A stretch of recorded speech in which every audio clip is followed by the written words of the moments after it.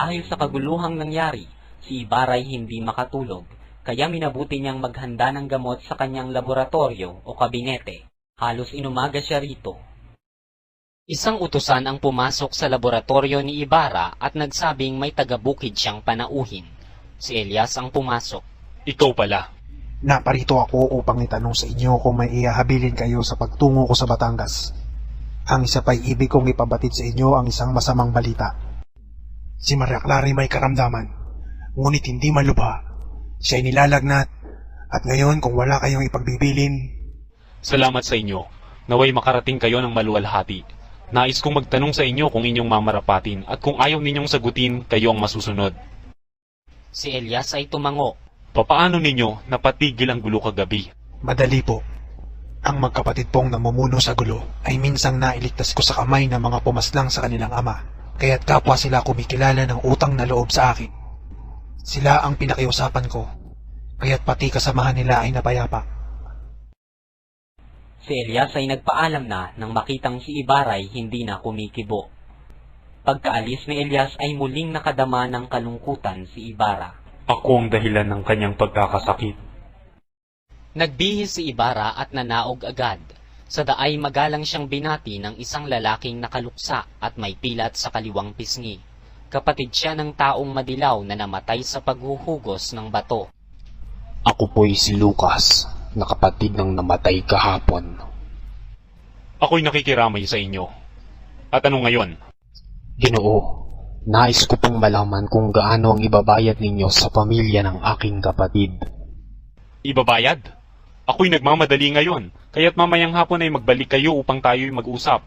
Ako'y dadalaw sa may sakit.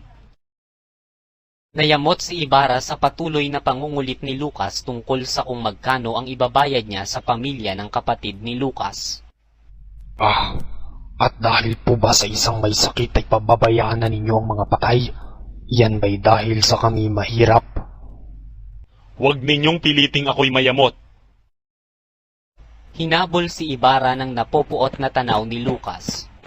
Ngayon ko napatunayang ikaw nga ay apo nang nagbilad sa init sa aking ama.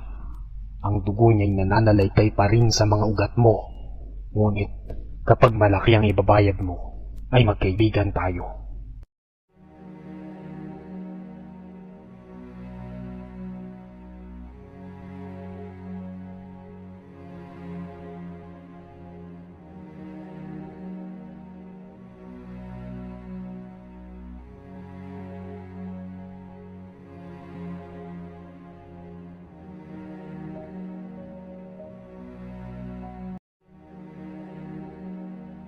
Tahimik ang tahanan ni Kapitan Tiago.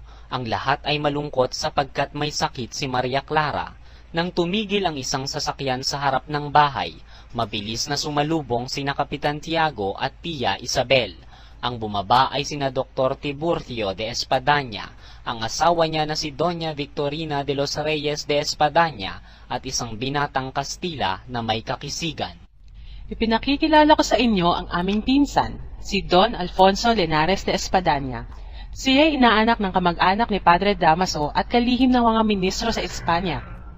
Kilalanin natin ang mga panauhin ni Kapitan Tiago na sina Doktor at Doktora de Espadaña.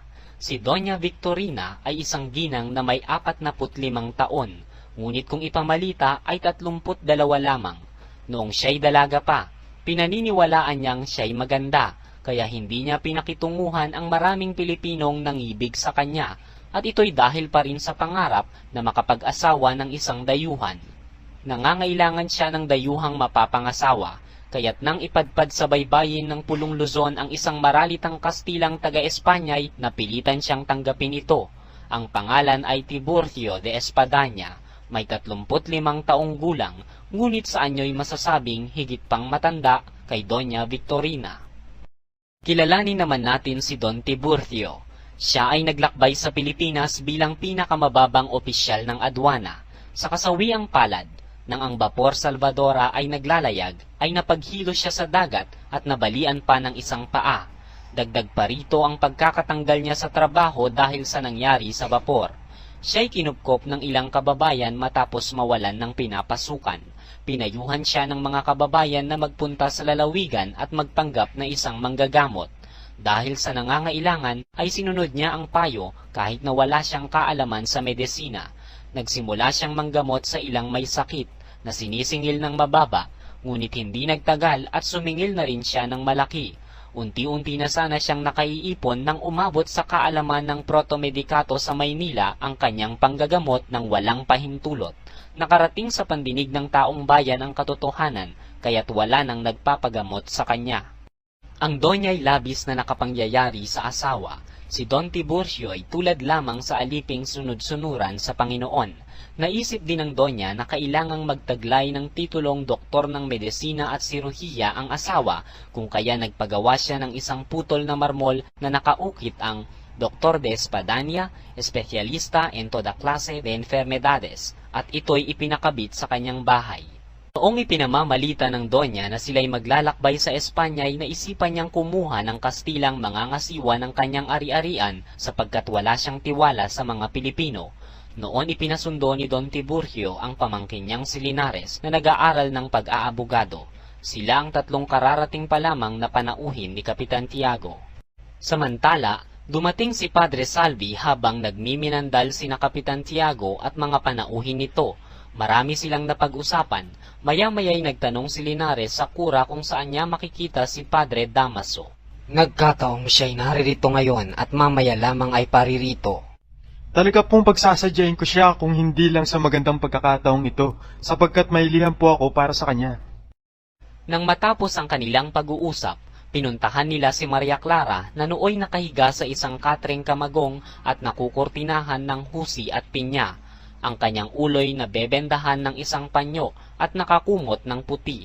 Ang dalagay namumutla. Sinuri siya ni Dr. de Espadanya. May sakit, ngunit mapapagaling. Bigyan ng likwen na may gatas sa umaga, arabe de altea at 2 pildoras de sinuglota. Gagaling ka, Clarita. Tibayan mo ang iyong loob. Naririto kami upang gamutin ka at ipakilala kita sa aming pinsan. Si Linares ay napatda sa pagkakatingin sa mga mata ni Maria Clara, kaya't hindi narinig ang tawag ni Doña Victorina. Papalapit na nga rin noon si Padre Damaso. Ang kanyang anyo'y maputla at tila nalulungkot at hindi na masalita. Kagagaling lamang niya sa sakit at ang unang ginawa'y dinalaw si Maria Clara. Ginoong Linares, naririto na si Padre Damaso.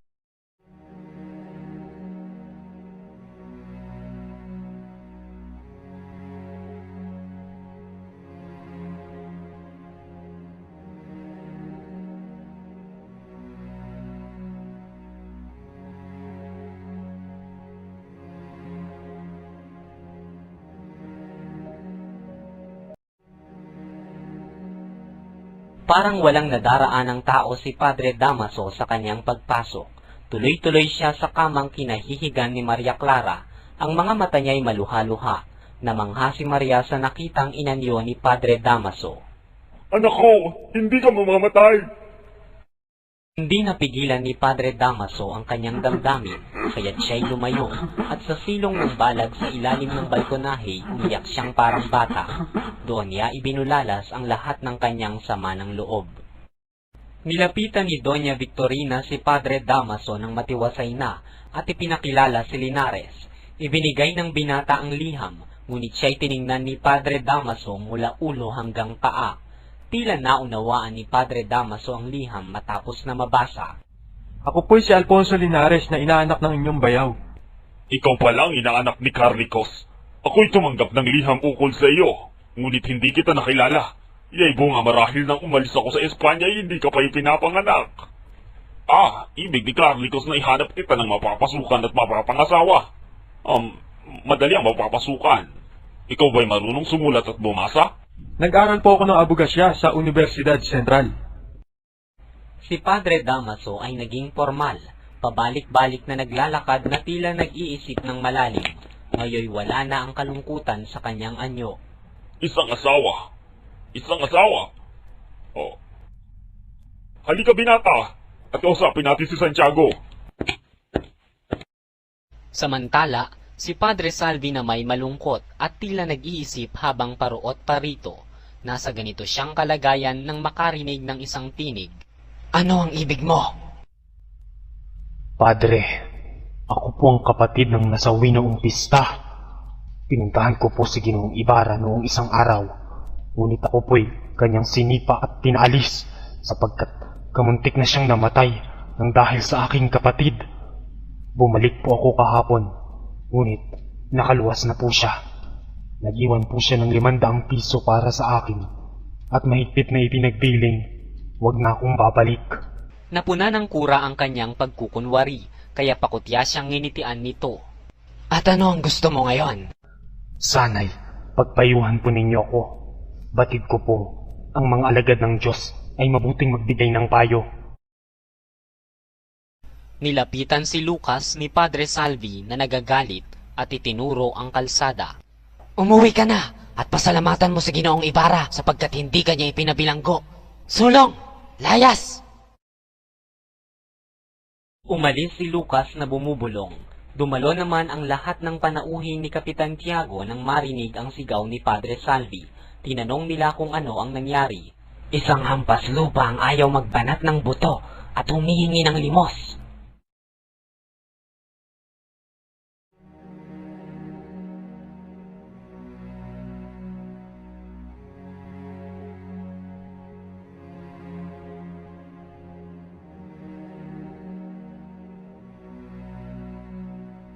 Naratay sa banig si Maria Clara sa pagkabinat ng ito'y nangumpisal. Sa kanyang pagkahibang ay walang tinatawag kundi ang kanyang inang hindi man lamang nakilala. Naglimos at nagpamisa sa lahat ng mapaghimalang santo si Kapitan Tiago. Isang hapon, nag-uusap sina Kapitan Tiago, ang kura at ang kanyang panauhin. Higit na magdaramdam si Maria Clara sapagkat mahal niya ang kanyang inaama. Marahil ang sakit niya ay mula sa sama ng loob noong pista. Marahil nga. Mabuti na lamang at hindi ninyo ipinahintulot na makausap siya ni Ibarra. Kung nagkataoy, lumala sana ang kanyang sakit. At kung hindi dahil sa amin, nasa langit na sana at nagpupuri sa Diyos si Clarita. Ipinagpilitan ni Doña Victorina na utang sa kanyang asawa ang paggaling ng dalaga. Tinutulan ito ni Padre Salvi at sinabing higit na nakabuti ang pangungumpisal sapagkat luminis ang budhi. Basahin ninyo ang banal na aklat at makikita ninyong marami ang gumaling sa pangungumpisal. Kung gayon, gamutin ninyo ang may bahay ng alperes sa kapangyarihan ng inyong kumpisal. Nagkataong lumabas si Tia Isabel. Ihanda ninyo sa pangungumpisal si Maria Clara ngayong gabi at sa tulong ng biyatiko na ihahatid ko sa kanya bukas ay dadali ang kanyang paggaling. Samantala, si Maria Clara ay maputla pa rin. Ang dalawa niyang kaibigan ay patuloy na nagbabantay sa kanya. Pinainom ni Sinang si Maria Clara ng isang pildoras na maputi na kinuha sa bumbong na kristal at nagbilin siyang tigilan ang gamot pag siya'y namimingina. Sumulat pa siya ulit? Hindi. Marahil ay maraming ginagawa. Ang sabi lamang ay lalakarin niya sa arsobispo na maalis ang ekskomunyon upang... Napatigil ang usapan dahil sa pagpasok ni Tia Isabel. Si Maria Clara ay pinagsabihang kukumpisalin ng gabing iyon at ang dalaga ay hindi nakatutol. Nang makaalis ang matanda ay bumulong siya kay Sinang. Sulatan mo siya. Sabihin mong ako'y limutin na niya. Ano? Nagaganap ang mahabang kumpisalan habang nagmamasid si Tia Isabel sa malayo. Napansin niyang hindi nakikinig ang kura sa sinasabi ng dalaga at ang pilit na binabasa sa magagandang mata ng dalaga ang waring ikinukubli nitong lihim. Namutla at nabalisa ang kura matapos ang kumpisalan.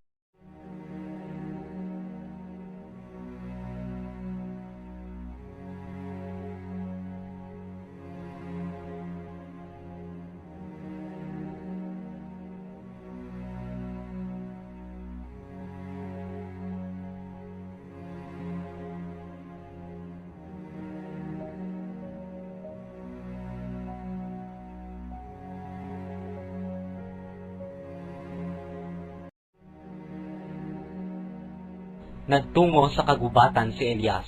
Mula sa isang malaking batong buhay ay lumabas ang isang lalaking may hawak na revolver. Kasama ba ninyo si Matandang Pablo? Kayo po ba si Elias? Sumunod kayo sa akin. Nakarating sila sa isang yungib na natatanglawan ng sulo. Namalas ni Elias ang may 12 o 15 sandatahang lalaking marurumi. Bahagya silang nag-uusap. Nakita niya rito ang isang matandang lalaking ang ulo'y natatalian ng panyong may dugo, ang siko'y nakapatong sa hapag at anyong nalulungkot. Bakit kayo nasa ganyang kalagayan? Oo, may 6 na buwan lamang ang nakakaraan nang ikaw ay pinatuloy ko sa aking bahay at ako ay naawa sa inyo. Ngayon ay nagbago ng kapalaran. Ikaw naman ang nahahabag sa akin. Maupo ka at sabihin mo ang iyong sadya. Ako po'y naparito upang ialok sa inyo ang isang bagay. Ang balak ko po'y magtungo sa dakong hilaga at makipamuhay sa malalayang liping-libinyagan, sapagkat wala akong matagpo ang isa man lamang na kaanak ng mga nagbigay kasawian sa aking pamilya. Sumama kayo sa akin. Ituring ninyo akong tunay na anak, at kayo'y aariin kong ama, sapagkat kapwa tayo sawi at wala ni isa mang nalalabing kamag-anak. Umiling ang matanda at sumagot. Bakit pa ako magpapakadusta sa ibang lupain? Ano ang dahilan ng ganito kong pamumuhay na tulad ng isang halimaw na pinag-uusig? Isang sugo ng Diyos sa lupa ang naglukso ng puri ng anak kong babae. Nagsiyasat ang 2 kong anak na lalaki sa nangyaring kabuktutan, ngunit akong amang matandanay natutong magpatawad. Pagkatapos ay nagkaroon ng nakawan sa kumbento at ang isang anak ko'y isinuplong. Ang isa'y hindi nadamay sapagkat wala siya noon sa bayan. Ang anak ko'y ibinitin sa kanyang buhok at narinig ko ang kanyang mga sigaw, ang kanyang daing at pagtawag sa kanyang ama. Ngunit naging duwag ako sapagkat nasanay ako sa buhay na tahimik. Ang bintang na pagnanakaw ay hindi napatunayan. Napagkilalang yaoy kasinungalingan, kaya't inilipat ang kura sa ibang bayan. Ngunit ang anak ko'y patay na. Ang isa kong anak na hindi duwag ay hinuli dahil pinangangambahang maghihiganti. Naiwan akong buhay sa gitna ng kahihiyan. Ako'y maghihiganti. Sama ng loob ay nahatak niya ang tali sa kanyang ulo, kaya't umagos ang dugo. May katwirang kayo maghiganti, katulad ninyo ako. At dahil sa ayaw kong makasugat ng walang sala, ay nilimot ko ang aking kasawian. Maaari ka pang makalimot sapagkat bata ka pa at hindi nawawalan ng muling pag-asa. Ako'y asahan ninyong hindi papatay ng walang sala. Ang matanda ay humalukip-kip upang makinig kay Elias. Ginoo, ako'y nagkapalad na makatulong sa isang binatang mayaman, matapat, at nagmamahal sa kanyang bayan. Siya'y may lakas, sapagkat kaibigan siya ng Kapitan General. Kung sakaling siya'y pumayag sa atin, ay hindi ba kayo sasang-ayong siya'y papagdalhin ng karaingan ng bayan upang tayong mga abay lingapin? Ang matanday umiling. Mayaman ang wika mo. Ang mayayaman ay walang naiisip kundi ang magpayaman. Iya'y alam ko, sapagkat ako'y naging mayaman. Siya po'y iba. Siya'y isang anak na nagdaramdam sa pagkadusta sa kanyang ama. Siya'y malapit ng mag-asawa, kaya't isang magandang bukas ang ilalaan niya sa kanyang magiging anak. Sakali mang pumayag siya at makarating sa Kapitan General ang ating mga daing, at ipalagay na nating siya'y makatagpo sa Madrid ng mga kinatawang magtatanggol sa atin, sa palagay mo kaya'y pakikinggan ang ating mga karaingan. Subukin po muna natin, bago tayo gumawa ng isang bagay na magiging dahilan ng pagdanak ng maraming dugo. Ang binatay niyakap ng matanda. Ikaw ang bahalang magsabi ng ating mga daing, kailan ko malalaman ang sagot. Sa ika-4 na araw, ay patunguhin ninyo sa baybayin ng San Diego ang isa ninyong tauhan, at sasabihin ko sa kanya ang sagot. Kung siya'y sasang-ayon ay magtatabo tayo ng katarungan, at kung hindi, ako ang unang kasama ninyong maghahandog ng buhay sa pakikilaban.